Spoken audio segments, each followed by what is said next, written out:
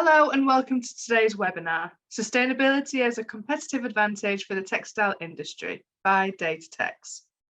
Today we will learn how ERP and other IT tools can support a company on their sustainability measures. The session will cover how manufacturers can fulfill the demands of their clients and regulators and get a higher resolution on their Scope 3 in a fraction of the time and cost of traditional methods. Our presenters today, Shannon McCarthy, Head of Business Development and Administration at Americas at Datatex, and Carbonfact CEO at Marc, Laurent. Today, I will hand you over to the webinar. Thank you, Lucy. At Datatex, our aim is to become the best technology provider for the textile and apparel industry, improving the productivity and business efficiency of our customers. For over 35 years, this has been the Datatex vision. During that time, we've expanded to 7 offices globally and represented by business partners in additional countries. Our ERP is named NOW, or NOW, the core of which is represented by these orange modules. The base module, where you define your products, routings, and bills of material. The sales module for order entry through invoice. The planning module looks at all the modules, suggesting the purchase orders and production orders required. And the inventory module to control everything from your raw materials to your finished goods and even your spare parts. Attached to all of these is our costing module, which will allow you to compare your actual costs to your expected costs. Other extensions include a plant maintenance module and a quality assurance module. We have textile and apparel specific modules, including product development, fabric inspection, high-level capacity planning, and machine scheduling, as well as other third-party tools we integrate with, such as a CRM module, business intelligence, as well as our own sales app. An ERP system can integrate and streamline various business processes, from procurement to production to sales, leading to a more efficient use of resources and reduced waste. Today, we'll look at 5 areas: digitization, cloud computing, better supply chain management, traceability, and integration to lifecycle assessment. The opportunities of digitizing can vary depending on the size of the company, the nature of its operation, and the extent of its paper usage. However, there are several cost and sustainability opportunities for a company that can result from digitization. Eliminating paper usage can save a company money on paper costs, such as purchasing, printing, and shipping. Going paperless can free up physical storage space and eliminate the need for costly storage solutions, such as file cabinets, shelving, and off-site storage facilities. Digital documents can be created, edited, and shared more quickly than paper documents, reducing the time and labor costs associated with manual document processing. Going paperless can help a company to reduce their waste disposal costs, such as recycling or shredding. And digital documents can be organized, searched, and retrieved more easily than paper, leading to improved productivity and efficiency. Now, while the specific cost savings of going paperless can vary, studies have estimated that the average office worker uses 10,000 sheets of paper per year, and that paper usage accounts for 25 to 30% of landfill waste. By reducing or eliminating paper usage, a company can save money and reduce its environmental impact. In some cases, the cost savings of going paperless may also extend to reduce administrative and operational costs associated with managing and processing paper documents. Cloud computing can also reduce energy consumption. Moving an ERP system to the cloud can eliminate the need for on-premise IT infrastructure, such as servers, cooling systems, and backup power supplies. This can lead to significant energy savings, as data centers that host cloud services are designed to be highly efficient and use energy-efficient hardware and cooling systems. Cloud-based ERP systems can provide scalability and resource utilization benefits that can help a company optimize its energy consumption. For example, cloud-based ERP systems can scale up or down depending on the requirements requirements of the system, which can help a company avoid over-provisioning and wasting energy on unused IT infrastructure. Cloud providers typically use energy-efficient data centers that are designed to minimize energy consumption and reduce their environmental impact. These data centers use advanced cooling systems, energy-efficient hardware, and renewable energy sources to reduce their energy consumption.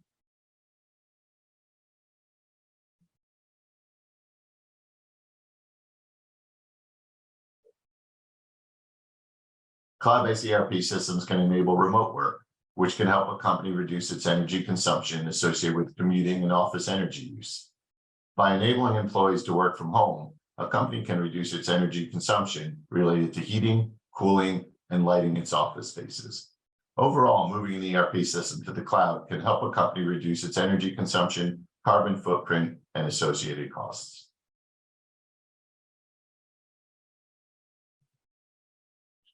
An ERP system can help a company manage its supply chain more efficiently, which can lead to reduced waste, improved resource usage, and more sustainable practices. The ERP can help streamline your operations. Tighter inventory controls reduce inventory carrying costs and the space required to house the inventory. Also, less scrapping of aged or incorrect material occurs with better supply chain management. Better supply chain management increases production efficiency, resulting in reduced machine setup times, and the fixed overhead costs are spread across more produced quantity, reducing the actual cost of production and making energy consumption more efficient. Supply chain management solutions can help a company source materials from sustainable suppliers. By working with suppliers who use sustainable practices such as renewable energy, recycling, and responsible sourcing, a company can reduce its environmental impact and improve the sustainability of its supply chain. Supply chain management solutions can help a company reduce its greenhouse gas emissions by optimizing transportation routes, reducing fuel consumption, and improving logistics planning.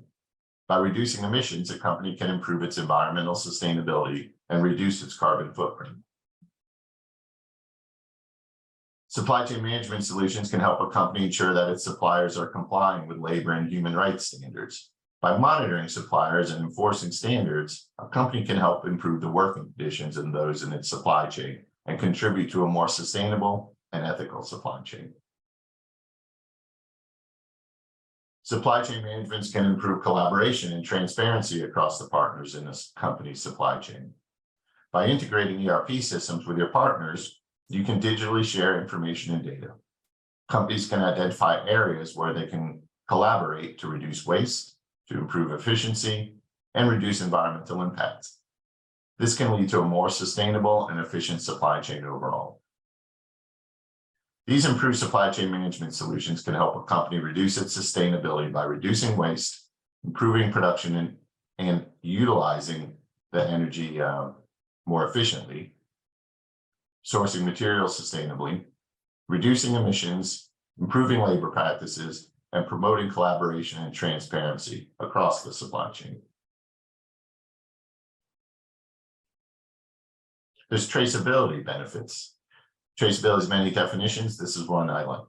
Traceability refers to the process of identifying and tracking a product or a material's path from raw materials to a finished good.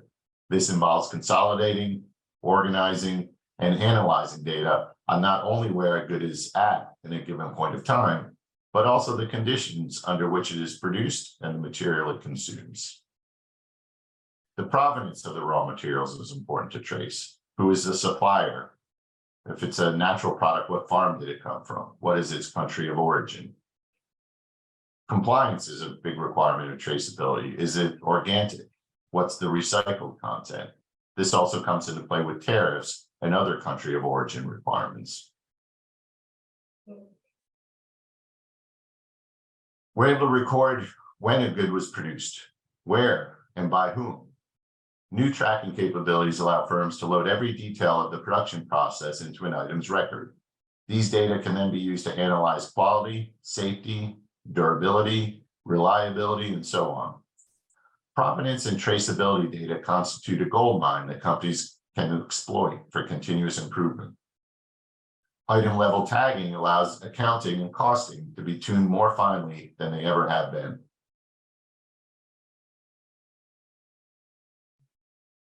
We're able to track the use of resources such as water or effluent released. We can monitor energy consumption at the machine level.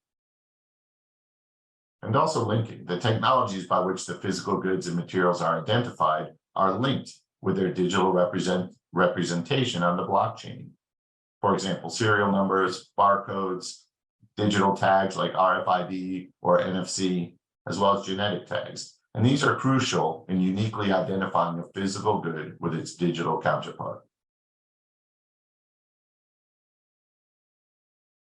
When a quality issue arises with a finished good or semi-finished good, it is important to determine the root cause of the issue. This requires analyzing backwards from that inventory item. If timely, quality assurance testing is in place, it is possible that the production order is still running, and that corrective action can be taken immediately to salvage the open production. Typically, though, the production order is closed, or it may be a sourced item and not internally produced. The traceability solution then is to determine which production orders were involved in producing the off-quality result. It is required to drill in and see what routing the production order followed. Were there inline quality tests during production? And if so, what were the results? What shift was the production started on, and perhaps who were the operators? Also, if you have a small production order sizes, it's possible that multiple production orders get grouped together during the step. So the inventory produced from the group production orders should also be looked at as well. As you continue to work backwards, you will go through each preceding production order. Along the way, check for any materials, dyes, and chemicals added to the process, and ultimately you will arrive at your raw material issued to the initial production order. If the raw materials had any quality assurance tests performed on them during the receiving process, these results can be analyzed as well. Quality assurance testing helps identify defects and issues early in the development process, preventing the production of faulty products that may end up in landfills. This reduces waste and promotes sustainable manufacturing. QA testing can identify design flaws that can lead to energy waste or inefficiencies. Addressing these issues can reduce energy consumption and promote energy efficiency, leading to reduced carbon emissions and a more sustainable product. Quality assurance testing helps identify defects that can cause premature failure of products, leading to unnecessary replacement and disposal. Addressing these issues can help extend the lifespan of products, reducing the overall environmental impact. Quality assurance testing can help ensure that products are designed and manufactured in compliance with environmental regulations, such as those related to hazardous materials, waste disposal, and energy efficiency. This promotes sustainable manufacturing practices and protects the environment. And quality assurance testing can help an organization promote a culture of sustainability by incorporating sustainability considerations into the development process. This can include incorporating sustainable design principles, using sustainable materials, and considering the environmental impact of products throughout their life cycle. In summary, quality assurance testing can improve sustainability by reducing waste, enhancing energy efficiency, increasing product lifespan, ensuring compliance, and environmental regulations.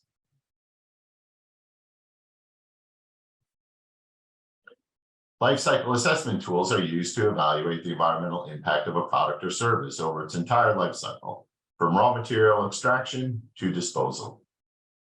LCA tools help identify the environmental impacts of a product or service, such as greenhouse gas emissions, water consumption, and waste generation. The specific tasks that LCA tools perform include inventory analysis. This involves collecting data on the inputs and outputs of the product or service over its entire life cycle, including raw materials, energy consumption, emissions, and waste. Impact assessment. This involves evaluating the environmental impact of the product or service based on the data collected in the inventory analysis. The impact assessment may consider factors such as climate change, water scarcity, and resource depletion. Then interpretation. This involves evaluating the results of the impact assessment and drawing conclusions about the environmental performance of the product or service. This interpretation may include recommendations for improving the environmental performance of the product or service. LCA tools are used by organizations to identify opportunities for reducing the environmental impact of their products or services and to make more informed decisions about product design, material selection, and manufacturing process. Now, Marc Laurent from Carbonfact is going to tell us more about their LCA solution. Thank you very much, Shannon. Hi, everyone. I'm very, very happy to be here today. Thank you for having me. My name is Marc. I'm one of the founders and of Carbonfact. So, yeah, to put it simply, life cycle assessment is very complicated. I'm going to share a few slides, and I don't want to scare you, but what's happening right now in the industry is that more and more fashion brands and manufacturers are willing to measure and reduce their CO2 emissions, either because of the regulation or because they have some pressure from investors or from consumers.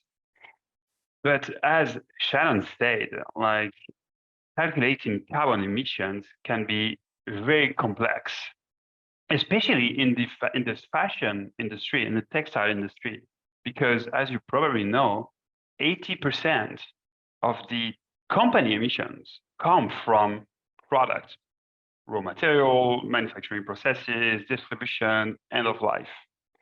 And if you want to be accurate on those measurements that we are often asked by your customers, you would have to perform LCA, life cycle assessment, which is, I don't know if you already have experience performing an LCA, but before Carbonfact, you would mainly ask a consultant to do so. And this would usually take weeks, sometimes months, to perform one product LCA.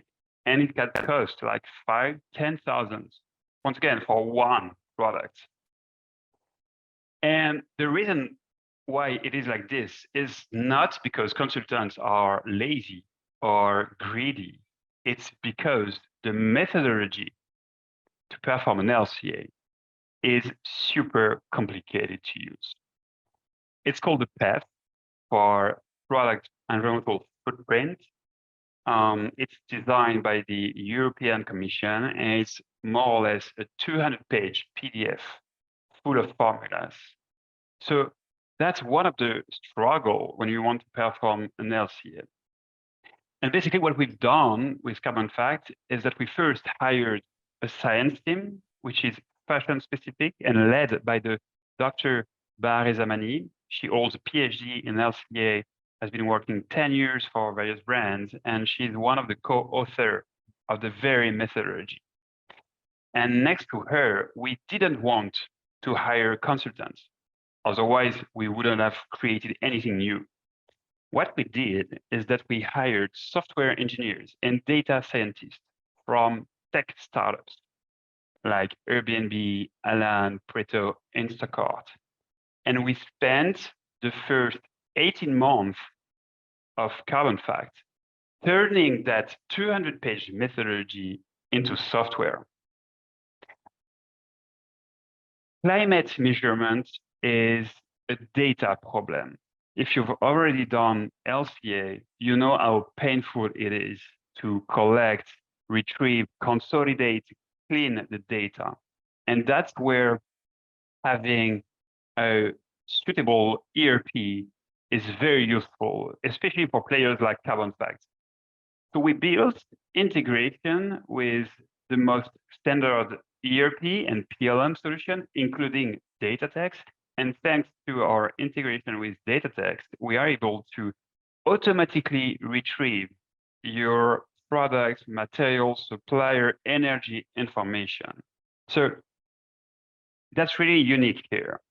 In the past, if you wanted to calculate an LCA or perform your carbon accounting, you would probably do an export of your data, share that with a consultant, or send that to someone in your team.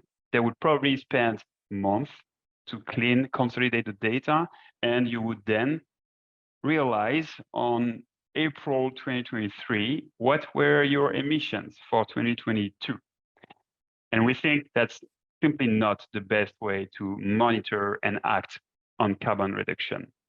So that's what we're humbly trying to build at Carbonfact, a platform where 100% of your products are calculated and constantly synced with your ERP. So placing a new purchase order on Datatex would mean directly increasing calculation, increasing carbon emissions onto your Carbonfact platform. We like to think about carbon just like people and companies think about money, revenue, and cost. Today, your financial team probably have sophisticated tools to track revenue, to track expenses. And we think that the future is about having similar tools to track climate impact and environmental impact. So that's what we're trying to do here. Since we calculate the footprint at the SKU level, we can be super granular. So we then aggregate the data back to the company level, and you will see your total footprint years after years and broken down by any dimension that could make sense for you. So if you need to divide it by geography, category, supplier, anything, this is the kind of tool that can help you do that. And we have also released a product level simulator. Once again, this is fed from the data that you have in your Datatex system, for example, and we're going to retrieve that, and you will be able to simulate product level changes to see how it can impact your company level footprint. So that's really useful. That's really used by creative and production team on a monthly basis usually. And the last thing I wanted to share is that we just released a company level carbon modeling. So the goal here is to create scenarios like, for example, what if I change my transportation mix to 80% container? What would be the impact on your company footprint? That's exactly the tool that companies need if they want to track their SBTI. If you submit some targets of reduction by 2030, if you have to reach a -8%, for example, per year, this is exactly the kind of tool that can help you make sure you are on the right trajectory. Also, this is not the most exciting stuff here, but we also manage all the compliance regarding the upcoming environmental labeling, especially in France and in Europe, so that you don't have to bother regarding any digital product passport, etc. We have this on our shoulder for you. Last thing I wanted to share, maybe before jumping to the questions, we are insanely focused on a very few industries. As you can see here, these are some of our customers. We only work for apparel, footwear, leather goods, brands, and manufacturers. And we are very happy to have been so far selected by a bit more than 150 brands, including major ones. So we are the data source of their sustainability reports. And yeah, we are extremely happy to work alongside Datatex because we think that such integration can actually bring a sophisticated experience to brands and manufacturers, making sure they have dynamic understanding and measurement of their carbon emissions so that they can quickly act on it and progressively track their progress. I'm going to pause there if that's okay. And I think that we could maybe have some interaction if there are some questions in the audience. That's brilliant. Thank you very Thank you very much, Marc and Shannon. Yes, we do have some questions coming up. So just as a side note to everyone, we did have some technical difficulties at the beginning of Shannon's presentation. So if there's anything that you missed during that, if you'd like to submit any questions that you feel might have been in the presentation but was missed, please let us know and we'll try and get them answered for you. But just to begin with, let's start with the Q&A. Starting with our organisation has inquired with GWP data for textile materials, and we hear back that this information is confidential and we need to sign an NDA to know more. It's slowing down development significantly without good decision-making criteria around sustainability or of the textiles that we use. Do we know the kind of organization this person belongs to?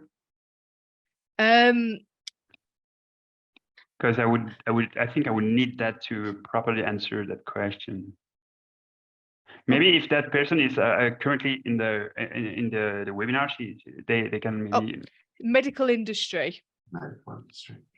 Oh, so yeah, I'm sorry. I think I won't be very relevant for that question, as we only work and I only know about textile apparel footwear. Yeah, and I'm sure regulations are different from place to place. The GWP, the global warming potential, I don't know that it's mandatory for a company to share that as it is with, let's say, the content of the product. So that perhaps is why.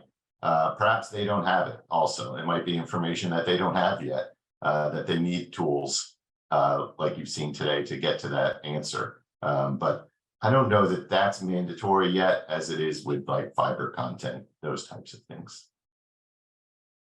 That's great. Thank you very much. Next question. Is there a way in your ERP to do what if costing so that we can compare investing in changes to improve sustainability and calculate the cost of the products after those investments? Yes, there is. So a few different ways. So if you're considering a different energy source, so that the cost of your kilowatts may change, this type of thing, we handle this by having different price lists for our cost elements. So you can do some what if costing to allow the cost of kilowatt to vary. So you could see today's version versus if the cost of energy, if we were going to perhaps a more expensive but a more sustainable energy source, what would be the bottom line cost on our product? That's easy to do. Or if you want to invest in a new machinery that could have some more efficiency or perhaps has less effluent, you can set it up as a work center, put it on a different routing, a what if routing, and you can cost your product based on that routing with the more efficient or less effluent machinery and see the cost impact to help you doing a return on investment analysis. Yes, that is possible. Excellent. Thank you very much. The next question we have is concerning protein fibers. Leather is considered as a byproduct of the meat industry, so its score does not get the majority of the cow's impact. However, wool gets all the sheep's footprint, even though it's just a small percentage of the wool of the sheep. Often it is more expensive to get the clip than the worth of the wool gathered. Sorry, it's a long question. This is not an LCA metrics qualm, but one of the strategic management of the data. Is there a light at the end of the wool tunnel? So yeah, that question is this is a very good question. This is about allocation, and basically just to perfectly make our position on that at Carbonfact. I mean, we are not the company which creates the methodology and the allocation rules and the parameters and the standards. That's the job of the European Commission. Our work is only to make sure that companies can use the methodology at a fraction of the cost of consultants and in a dynamic way. So we have our views on that kind of matters, but this is only our personal views. We are simply here to be enabler of the methodology, not writer of the methodology.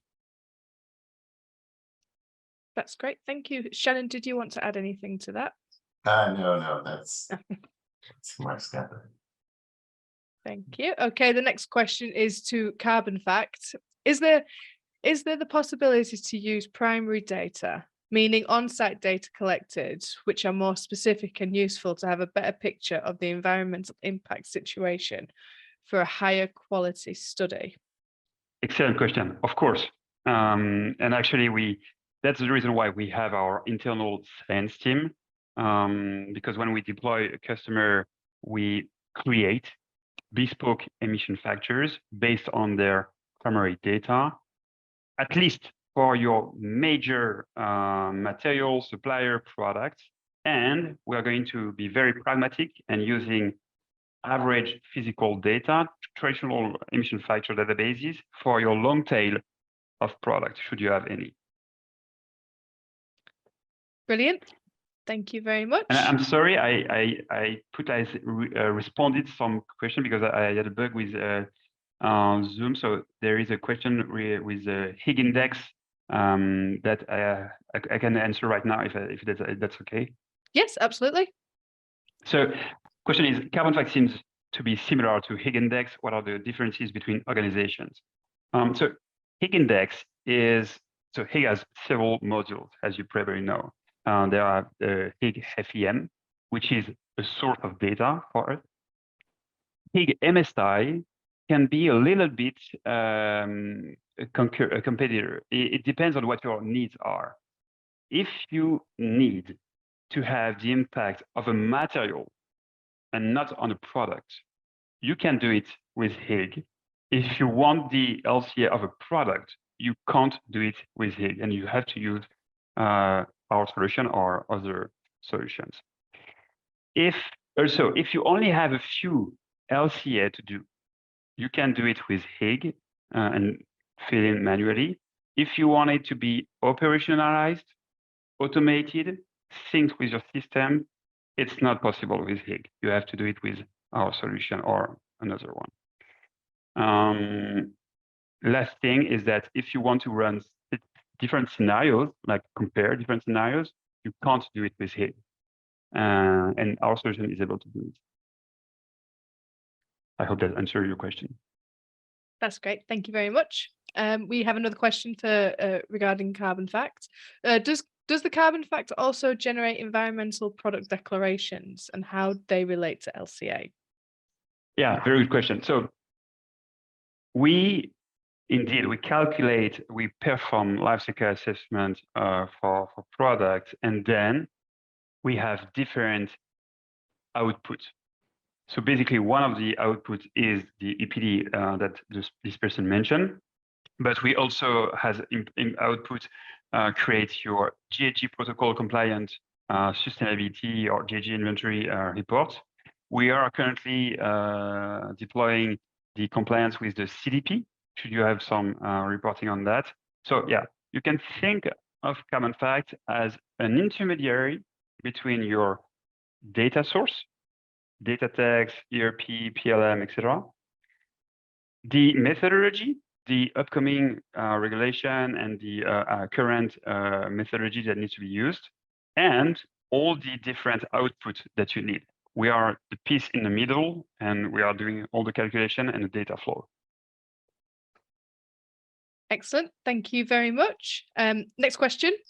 What about the other bottom lines of sustainabilities, social and economic sustainability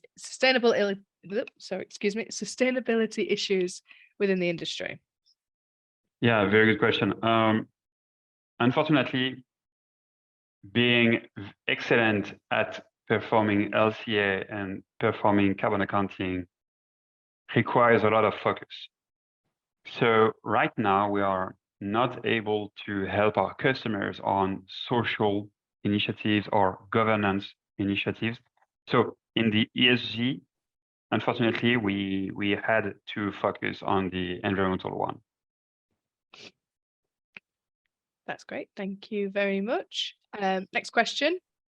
Summing the impact using percentages of PET fiber processes and cotton process is not the same impact caused by the actual process to produce a mixed fiber. How can this influence the precision of simulation results? Let me read that again. Sorry.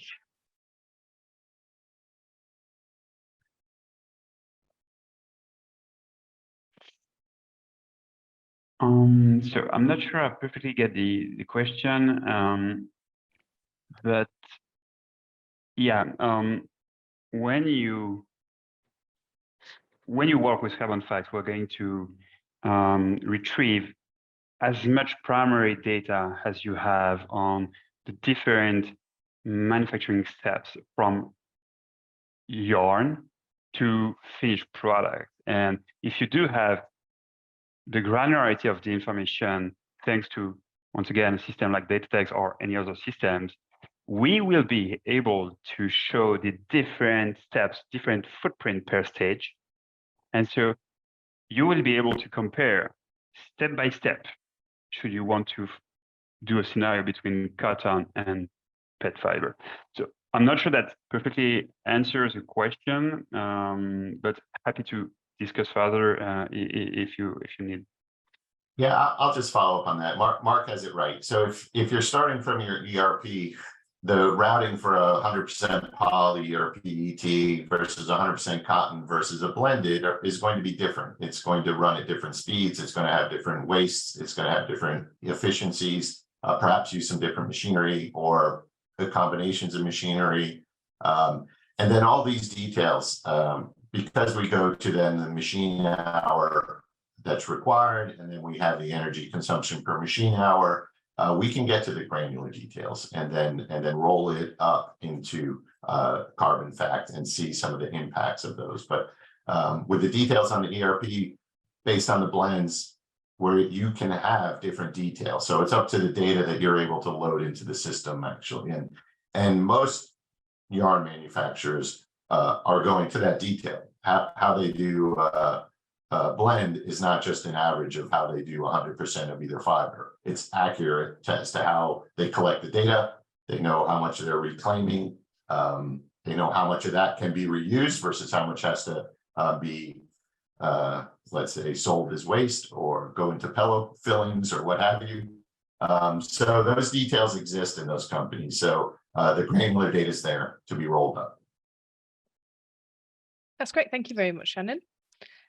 Next question is, can Carbonfact estimate the carbon footprint by supply chain tear, e.g. 1 through 4? Yeah. So our most advanced customers have primary data until their tier 3. Having tier 4 information is super rare, to be honest. So we would usually use primary data until up to tier 3 and use average emission factor for tier 4. But all in all, yes, at the end, you have the footprint on the entire supply chain, because once again, like Shannon said, we perform LCF from cradle to grave. So looking at the entire life cycle of the product. That's great. Thank you very much. Another question pertaining to social sustainability. Data transparency is an issue for the luxury brands. For example, many products are made in dense parts of Asian countries. Can Datatex or Carbonfact trace till that granular level? Yes, absolutely. That's the goal. Trace all that detail, and even going back to, where did the fabric come from? Where did the yarn come from? Where did the fiber come from? That's the goal of a solution like ours as well. Brilliant. Thank you very much. I believe that will conclude our Q&A session for today. So thank you very much, Shannon, and thank you very much, Marc, for both of your presentations, and thank you for our attendees. Thank you. Cheers. Thank you.